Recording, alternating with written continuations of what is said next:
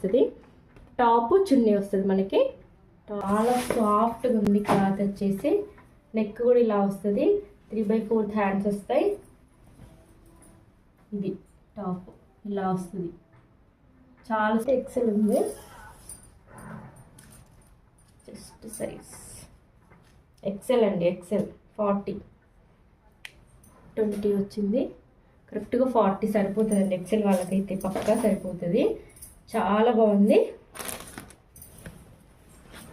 ఇలా వస్తుంది డ్రెస్ వచ్చేసి.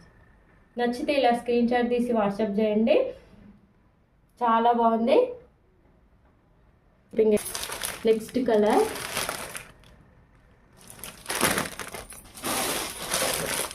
ఇది ఒక కలర్, రెడ్ కలర్ అండి. రెడ్.